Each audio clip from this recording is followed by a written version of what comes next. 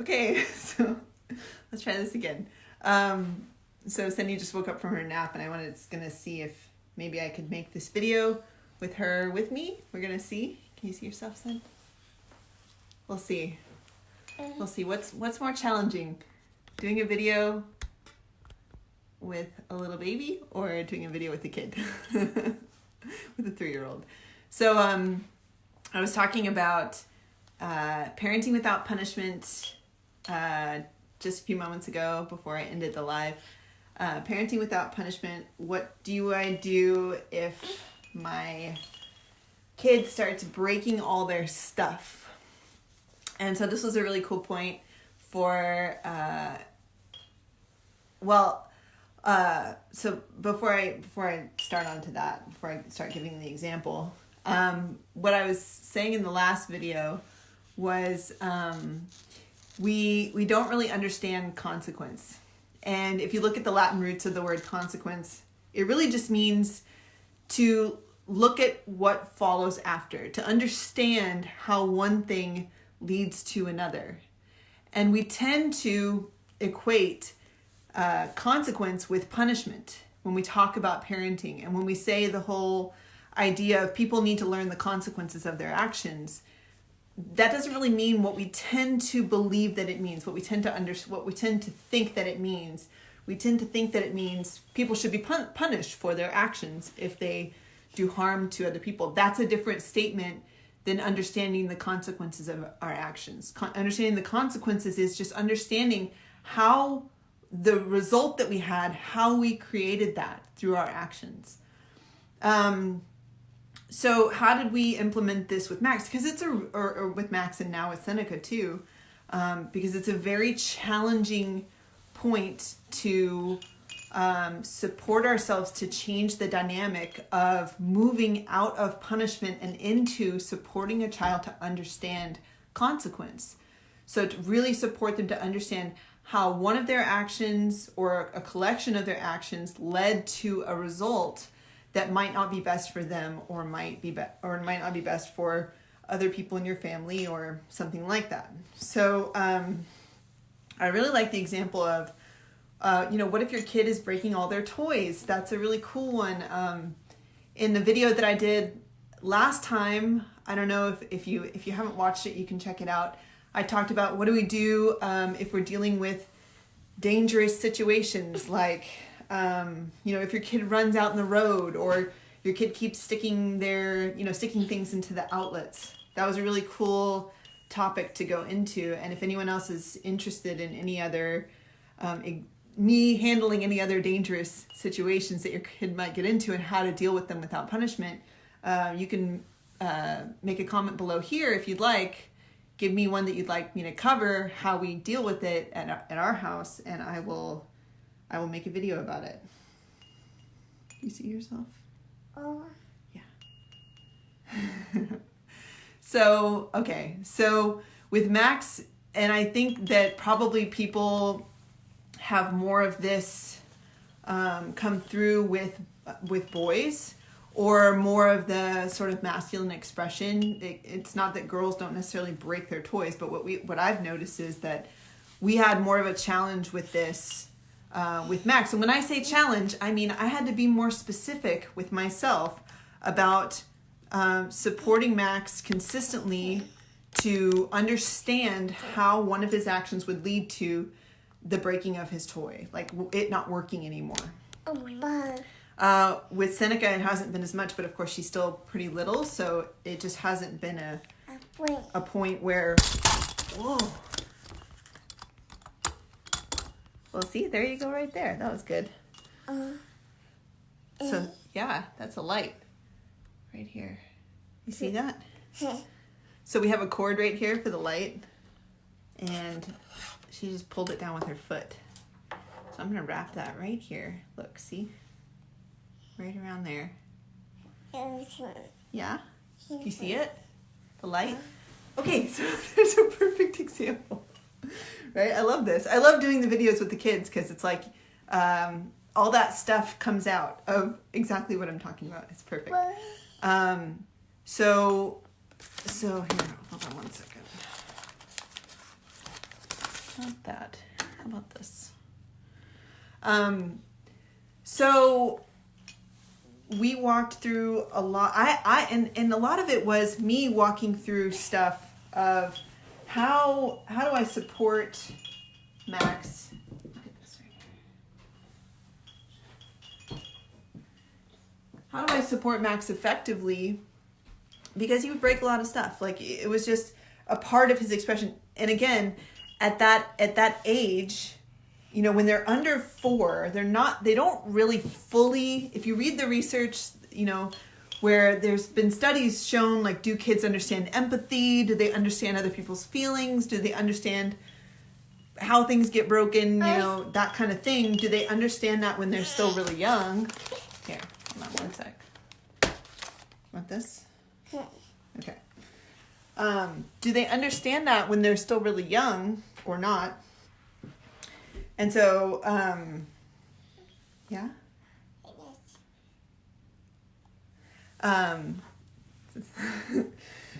Do they understand that when they're still really young or not? And the reality is, you know, we have to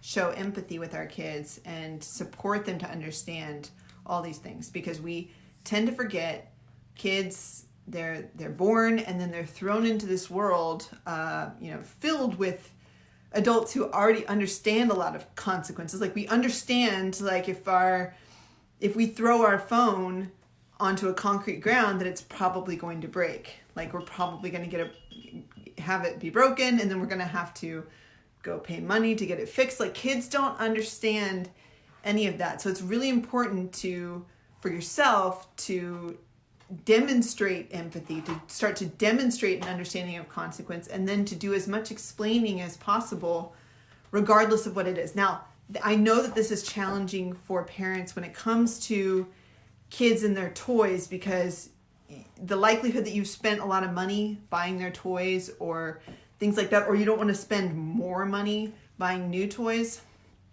all of that is kind of wrapped into why we would think that we should punish our kids for breaking their toys. Yeah? Okay. Hold on one second. Okay. So we have to deal with that stuff primarily.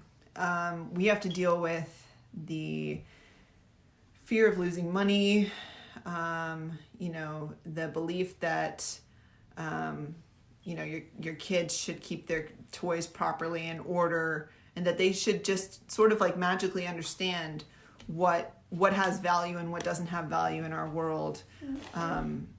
Instead of just supporting them from the get-go to understand consequence. So this is something that we've done for Max. Let me hold on one second. I've just got Seneca here with me.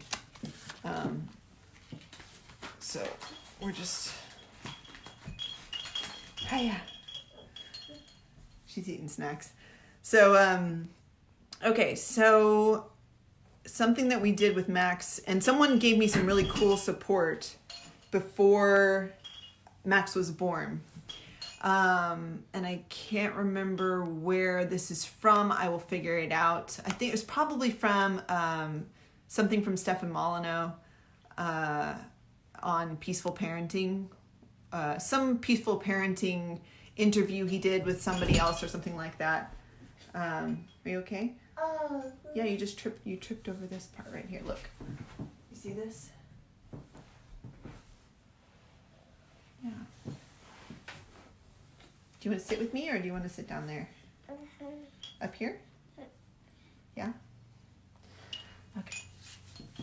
So, she's been eating. So this really cool piece of advice that I got when Max wasn't born yet was their toys are theirs. So what does that mean? It means like their toys, once you give it to them, they belong to them. So why is that really cool? Because it doesn't mean that you can't support or it's just okay for your kid to break all their toys, but it's like a grounding point within yourself of the toys belong to them. They're not something that I need to try to control whether their toys are broken or not. But I can still support with the understanding of why toys got broken, or also support my child to prevent their toys being broken, but not coming from a punishment perspective, because if the toys belong to them, then why would they get punished for breaking something that belongs to them? I mean, you don't get punished by someone for breaking if you drop your cell phone on the ground outside. Like, you have to deal with the consequence, like of having a broken phone. You have to face that point of realizing, oh, okay, well, I need to be more careful. Now I'm going to have to pay to get it fixed. I might not have a phone for a while. And so you don't get punished for it. You just face the consequence, and you can walk through for yourself and see what happened to make it so that you don't have a phone now, or so that you don't have a phone that works, right? No one had to take it away from you. And that's a really good example, because that's a really good example of an effective consequence, because you face it for yourself and you support yourself to be more careful the next time, or you pay money to get your phone fixed. So in that same sense, you don't need to, obviously people will give the example of, well, criminals in our world have to face like someone forcing punishment on them. Yeah, but okay, is your child a criminal? Like that's an invalid argument. Like it's not relevant, because your child is not a criminal. They're just a being who doesn't know everything that you know yet. So you have to support them to understand what you know, and you don't need to use punishment to do that. But that might mean, it might mean that some of your kids' toys get broken, because either you're not totally effective at supporting them to understand yet, or they're not old enough to really understand what you're communicating yet. So you can take that into consideration, though. Like, if it's happening a lot with your particular kid, maybe you don't need to buy them really super expensive brand new toys. Maybe you can find things for them that you don't go into reaction about if they get broken. If you start integrating this point when they're really, really young, of supporting them to understand why things got broken instead of punishing, you'll see the result as they get older and older. And I've seen this, I've talked with parents who integrate this point, and it's so cool to see like how you develop your own self-discipline when it comes to taking care and putting care into owning your, having things that you own, or that you have stewardship over, right? That you're taking care of. So specific examples. So Max has had lots of toys where I just implement this point of explaining, like if I can see he's throwing something on the ground, I would just explain. So I would tell him, if you keep throwing that on the ground, it could get broken. And again, you check your own tone within it. But you really let go of the point within yourself of being afraid that it's going to get broken, and being afraid that you're going to have to buy a new one, because you don't have to buy a new one. You don't have to spend a bunch of money to replace your kids' toys. Or you can, if you want to, buy your kids new toys, and you can explain, if something gets broken on accident, especially, you can explain within that how, it's not a huge deal if something gets broken. Like we really like playing with balloons here, so when, in the early days when we would first start playing with balloons and one would get broken, we would just explain to Max, well, if one breaks, it's not a big deal. We can always just blow up a new one. What are you looking at? Want this? Mm-hmm. Yes?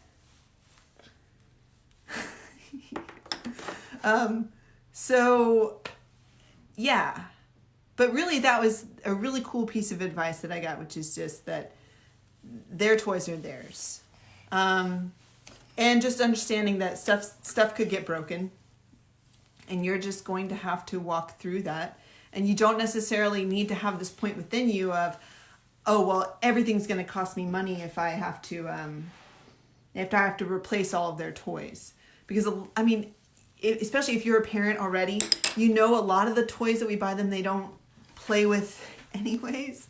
Like, a lot of it's irrelevant stuff. It doesn't mean that you have to just allow them to just go ahead and break everything, but just really check within yourself of, okay, is something that I'm trying to control or manage here, does it really matter? Now, and there are things that do matter, like, and so you have to use discernment. Like, if your kid is, and this happens with us because we use Technotutor with Max. Technotutor's on our computer. And so if Max is banging on my computer, right, this would be an example of him breaking the stuff that I'm responsible for and that I actually need, stuff that matters to me. It doesn't belong to him. It's my stuff. The first thing that I do is stop him from being able to touch the computer. And then I explain, without anger, right? Because it's like, he does not understand. We really have to understand this. Like, kids who are young enough do not process the point that them smacking on your computer, or that they're even smacking, they don't even understand their own force, their own ability to break things. So if he's slamming on my computer, I just take it away and I show him, okay, look, let me demonstrate to you how we can type on the computer. You know, this is how I type. And like, I show the degree of pressure, right? And then I don't expect him to understand that right away. What's up? You want more? Okay, hold on one sec. Here, you stand right here. Come over here. Stand right here. Stand right there for just a moment. There. Okay. I should have brought more snacks up here. So,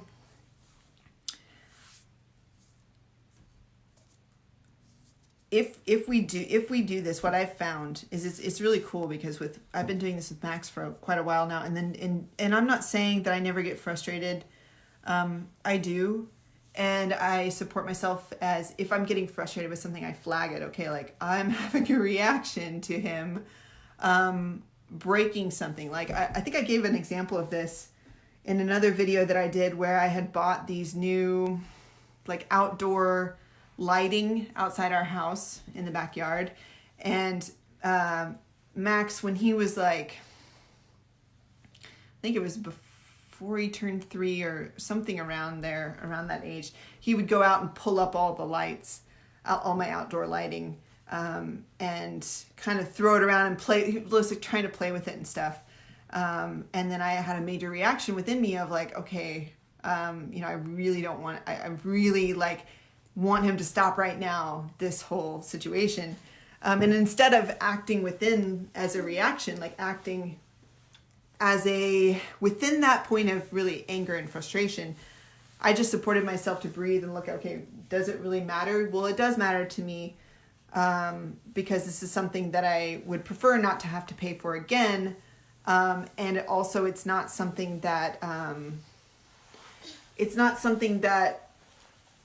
he needs to break. Like, I can support him within this point effectively without anger, right? And or else I can also remove the situation, right? So I was able to remove those lights, and then we could find a different thing to play. And now, as he's getting older, I can start reintegrating them back into the backyard and support him over time. So again, sometimes kids are so little that they don't understand the consequence, and we can't force them to understand consequence. Like, we're trying to, a lot of times with punishment and with spanking, we try to force them to have some fake form of consequence, which is, you're going to get spanked if you don't do what I tell you, or you're going to get spanked if you do something that's breaking anything. And we just kind of jump to spanking to the point where it becomes like a daily practice. What's that? Oh, okay. Hold on. Here. A daily practice where, hold on, let me put you here. Yeah, stand there.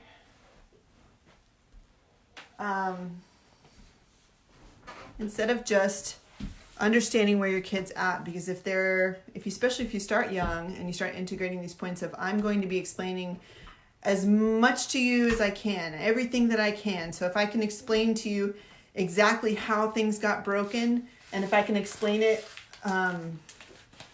as many times as necessary to the point where you can understand, that's how you start to develop an understanding of consequence. Otherwise, it's like when we use punishment, we use specifically spanking, stuff like that, we're just imprinting in the child a form of trauma associated with whatever it is. Usually it's such a reptile brain form of trauma that it's usually associated with whatever that physical object is, or you. So it might just be associated fear with you and not with the actual consequence of breaking something, right? So I'm going to stop for today because I can see she just needs some support and to go do something else. We're probably going to go to the park today. But I might make another video about this specific point later on, because I know I was just, you got to see what it's like to be with her. A lot of attention is required, a lot of support is required, because she just wants to go and do stuff. So we were just doing kind of an experiment today to see what it was like to do a video with her and me together. Yeah? Are you ready to go? Are you ready? Yeah? Do you see yourself? You see that? So we're gonna go. If you have any questions, I'm gonna leave this video up though. If you have any questions or anything that you've done with your kids, or maybe you've seen this point of, okay, like if you're sitting and explaining consequence instead of just jumping into punishment, how has that changed you and your experience of yourself? How has that changed your relationship with your kid? Because for me, it is supported a lot, because I can definitely see the difference between just jumping into trying to manage and totally prevent everything which you could perceive would be breaking something.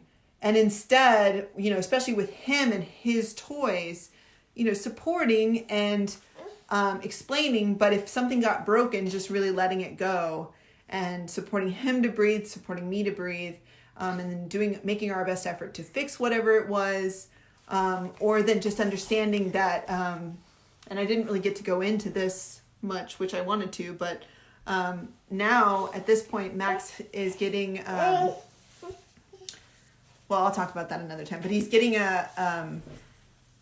money every week to be able to spend on whatever it is that he wants, which I love, is so great. I saw that, I'd read about it in other places, but Anna Brooks Thompson, who is a friend of ours, did that with her kid, and it is so cool. I might make another video just talking about just that. I know you're ready to go.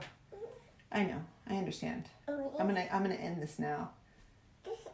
Yeah, she's ready. Okay. Anyways, you can see how much attention is required. So, if you wanna hear about anything else, if you're curious about any other parenting points, place a comment down below, and I will try to make a video about whatever it is that you want to see, how to deal with any stuff that comes up with kids without having to immediately go to punishment or control or that kind of thing. Anyways, all right, talk to you guys later. Bye.